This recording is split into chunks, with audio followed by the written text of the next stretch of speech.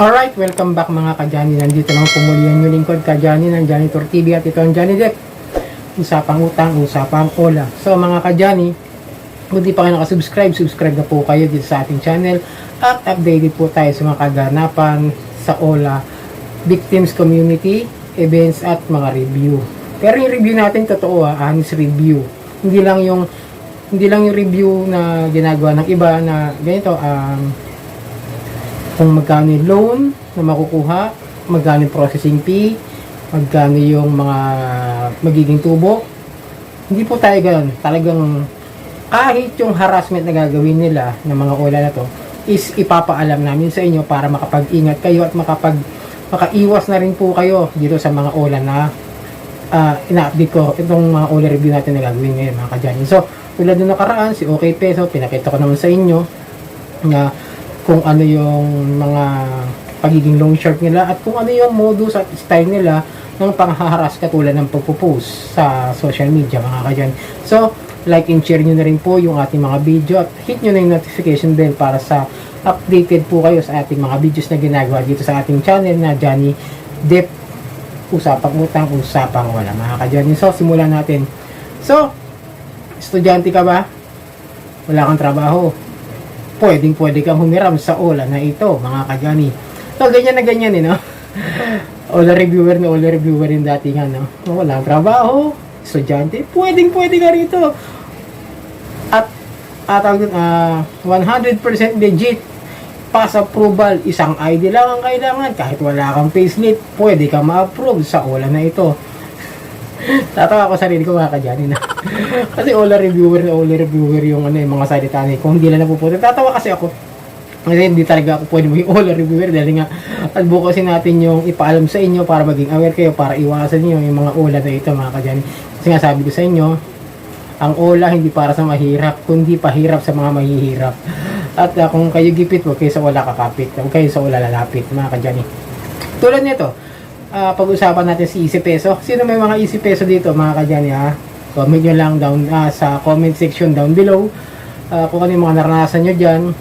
Si Easy Peso nga raw, sabi nga nung isang reviewer, pero ayoko rin pa alam, baka mabasta at sabihin naman nakikialam tayo ng mga channel ng iba. Eto kasi nakita ko na pwede nga raw sa estudyante at pwede nga raw sa mga unemployed. So yun mga ka-Johnny no? Sige, ibig sabihin lending company yung papagutang sa isang walang trabaho, sa isang estudyante. Alam naman natin, syempre, pag wala kang trabaho, wala kang source of income, bakit ka magpapautang doon? Di ba? Common sense, mga ka-Johnny. Style na naman, pahiramin ka ng maliit na halaga hanggang sasirain niya yung buhay mo. At hindi lang buhay mo, pati buhay ng ibang tao. Pati sa mga contacts mo, mga ka-Johnny. So, yun. Paisip ko kasi sa mga nire-review nila, no? Unemployed. Walang payslip. Walang trabaho. Pero pauutangin ka. Di ba parang mapaisip ka talaga Paano? Tapos mangyayari, syempre ano ibabayad? Wala kang trabaho wala kang source of income. Kung sa estudyante naman, nakakalungkot lang isipin na pati estudyante maiengganyo manghiram sa mga ola nito. Ito nga pala, Easy Peso ulit natin, Easy Peso. Kung makahiram dito yung estudyante, paano kung isa siyang working student na kailangan niya suportahan yung sarili niya sa pag-aaral at humiram dito sa ganitong klase ng lending apps na makahiram lang ng maliit na halaga, pagkatapos magiging doble. Alam natin mga loan shark is doble, triple ang patubo ng mga yan, tapos 7 days or 14 days.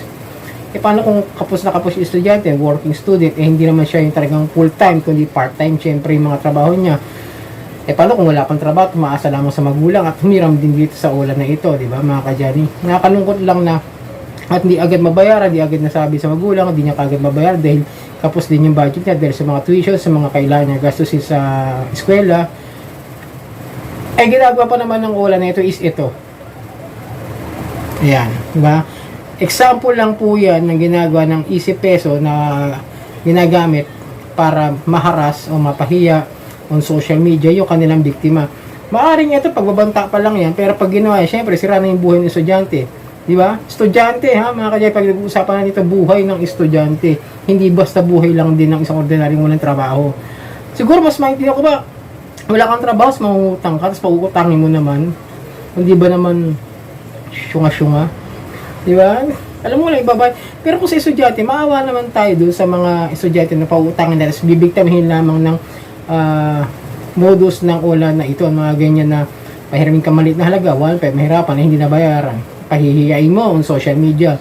Pagbabantaan mo, iaharas mo, pag-anuhan mo ng kung ano-ano sasabihin hanggang sa imbis mo makapag-aaral ng maayos sa mga estudyante, malamang ma-depress yung mga yan, masira yung pag-aaral, sinisira lang din ng mga ulan ito yung buhay ng isang bagong tubo na tao. Kumbaga possible pa ito kumbaga possible pa lang sa buhay ito, nag-aaral para lang matupad yung mga pangarap niya. Pero kung estudyante matatarget mga ganong klase ng ulan, nakakalungkot lang sabihin at isipin na dahil lamang sa maliit na halaga, sisirain nila yung kinabukasan ng isang kabataan na may pag-asa at pangarap sa buhay niya, mga kadyani. So, iwasan nyo itong ulan na ito, easy peso para sa inyo mga kadyani. Sabi ko sa inyo, bilang isang advokasya ko nga ang turuan ko kayo ng mga dapat nyong gawin.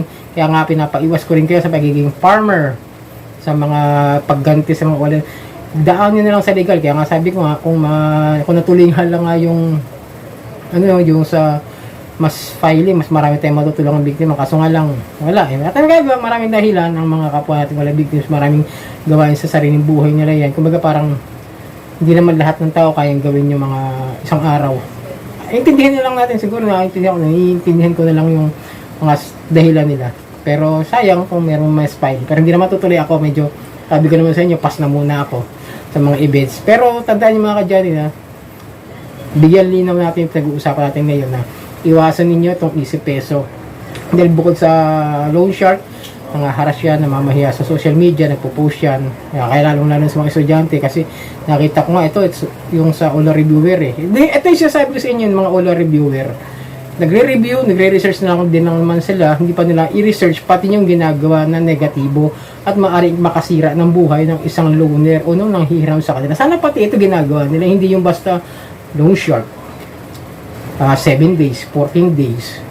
Tapos, loan at your own risk. Sana ibahagi nyo rin yung negative talaga na ginagawa at yung modus talaga ng ulan na ito mga kadyan. So yun mga kadyan, ito muna tayo ngayon si Easy Peso. Ingat kayo.